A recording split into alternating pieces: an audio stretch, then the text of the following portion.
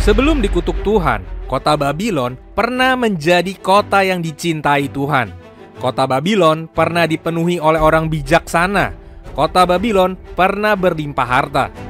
Buku The Richest Man in Babylon akan memberikan sudut pandang yang berbeda yang tidak pernah diceritakan di Al-Quran dan di Alkitab. Buku ini akan memberikan ilmu tajir yang sudah berumur 2000 tahun lamanya. Warren Buffett aja merekomendasikan buku ini. Skip aja buku ini kalau kalian mau tetap miskin. Di buku ini, kalian akan menemukan pengetahuan, akan menemukan mutiara kebijaksanaan, dan cara mengumpulkan kekayaan. Dan berikut adalah 5 bungkus ilmu dari buku The Richest Man in Babylon. Langsung aja kita mulai. Bungkusan pertama, membayar diri sendiri dulu sebelum kita membayar orang lain. Orang terkaya di Babylon bernama Akar. Dia pernah ditanya oleh teman-temannya yang miskin, "Bro, kok lu bisa jadi kaya? Padahal waktu kecil keluarga kita sama-sama miskin. Lu juga bukan murid pintar di sekolah." Akar kemudian menjawab, "Gua juga pernah tanya pertanyaan yang sama ke orang terkaya di kota tetangga, namanya Algamis. Waktu itu, dia kasih tahu gua satu wisdom keuangan yang merubah hidup gua."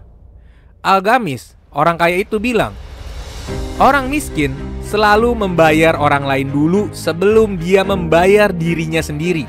Sedangkan orang kaya selalu membayar dirinya dulu sebelum membayar orang lain." Maksudnya gini, seringkali ketika kita terima uang hasil kerja keras kita langsung merayakan kerja keras kita dengan makan enak di restoran. Ketika makan di restoran, kita membayar koki restorannya dulu. Terus kita reward diri kita sendiri dengan baju bagus.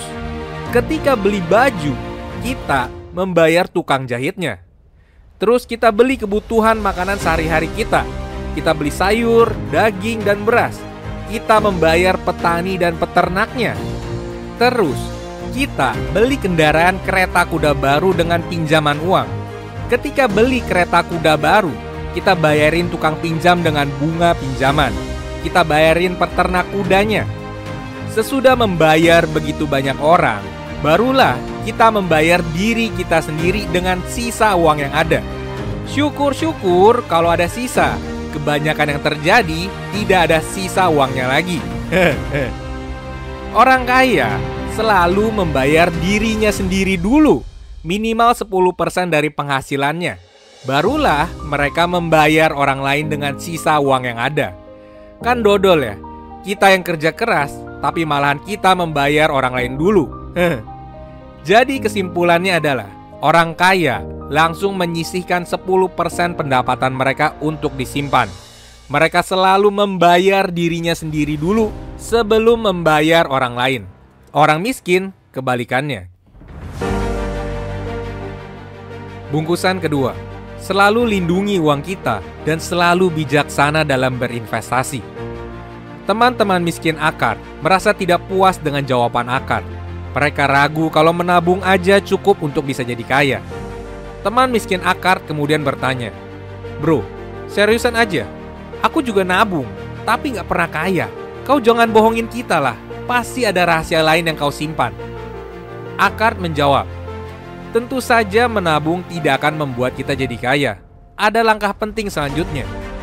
Dulu gue juga nabung seperti banyak orang, tapi tabungan gue selalu habis. Sampai akhirnya gue bertemu Algamis 1 tahun kemudian. Gue komplain ke dia kalau gue sudah melakukan apa yang dia bilang. Gue sudah membayar diri gue sendiri sebelum membayar orang lain, tapi hidup gue masih tetap miskin." Kemudian Algamis bertanya, "Apakah gue menginvestasikan tabungan gue?"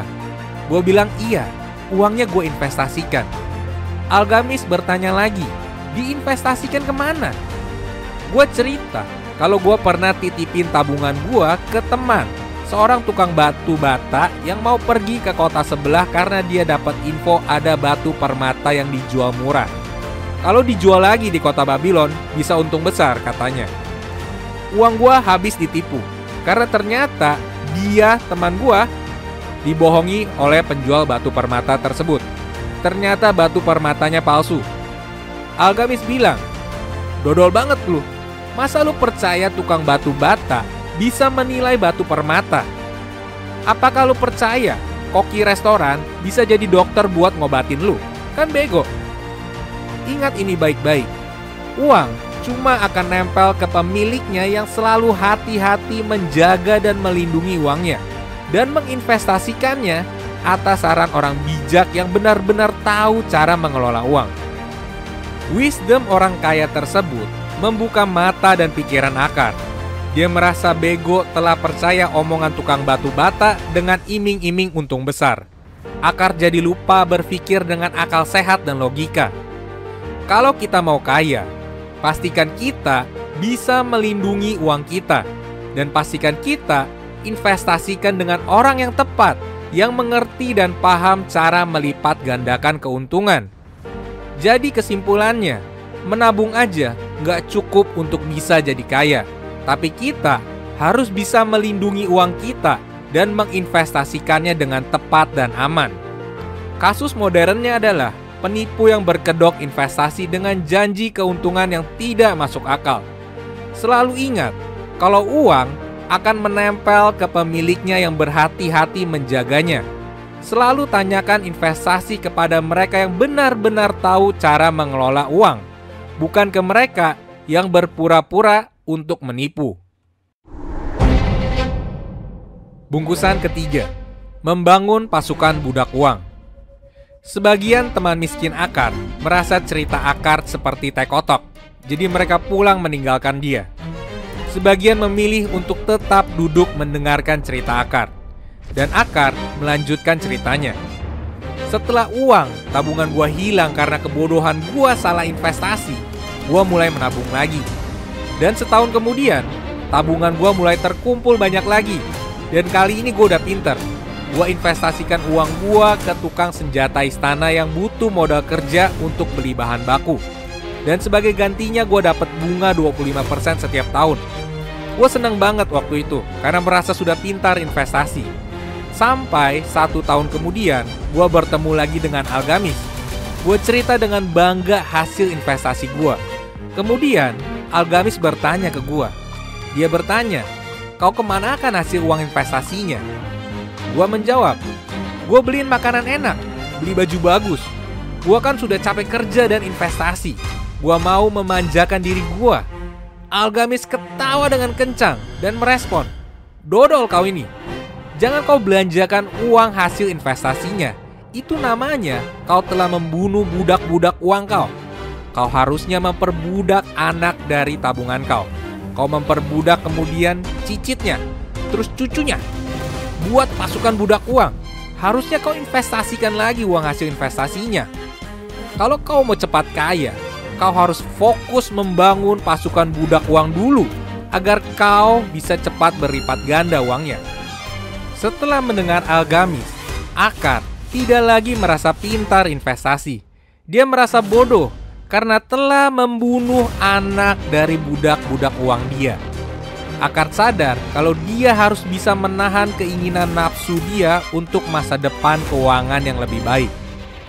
Jadi kesimpulannya adalah, buat pasukan budak uang kita agar bisa lebih cepat kaya. Perbudak anaknya, perbudak cucunya, perbudak cicitnya dari uang kita.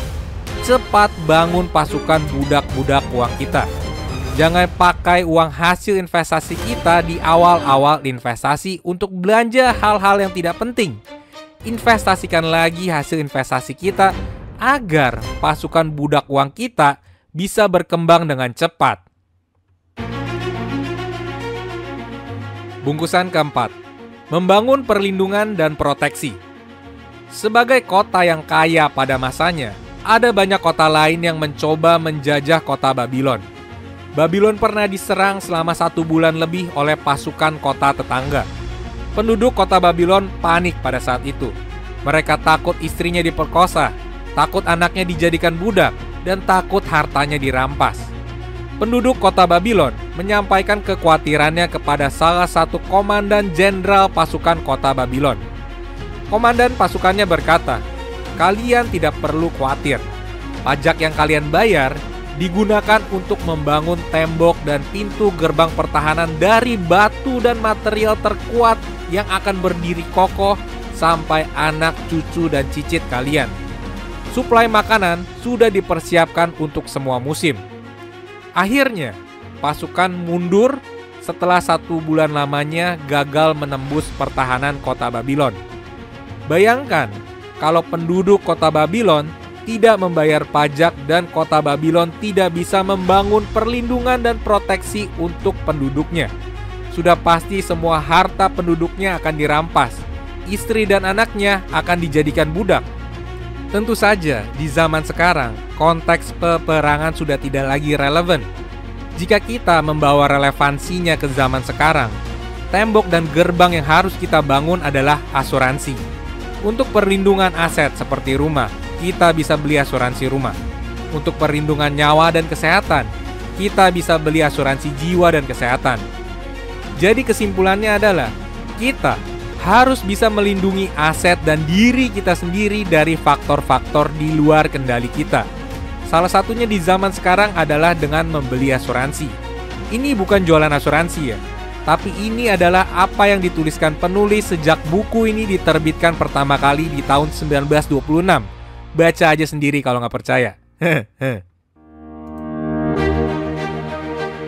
Bungkusan kelima, Dewi Fortuna tidak pernah nempel pada prokrastinator. Dalam suatu pertemuan orang kaya, Akar dan orang kaya lainnya sedang berkumpul dan mendiskusikan subjek prokrastinasi. Semua orang kaya sepakat kalau prokrastinasi bagaikan seorang pembunuh bayaran yang selalu mengintai, mencari kesempatan untuk membunuh pencapaian manusia. Prokrastinasi bagaikan maling yang mau merampas uang kita. Kalau kita tahu prokrastinasi mau merampas uang kita, maka kita tidak seharusnya membiarkannya. Setiap manusia dengan determinasinya harus melawan dan menguasai sifat prokrastinasi. Akar bilang, setiap manusia harus bisa menguasai jiwa prokrastinasi mereka sebelum mereka bisa menikmati harta kekayaan kota Babylon. Dewi Fortuna atau dewa keberuntungan akan datang ke orang yang tidak pernah menunda mengambil kesempatan yang muncul. Jadi kesimpulannya adalah, kita harus selalu menjadi orang yang siap bertindak. Jangan biarkan prokrastinasi menghambat persiapan kita menyambut Dewi Fortuna dan Dewa Keberuntungan. Well, kalau kalian mau dengar ringkasan full buku ini, The Richest Man in Babylon, kalian bisa cek video ini dan join membership kita. Jangan lupa untuk like, subscribe, dan sampai jumpa di buku berikutnya. Cheers guys!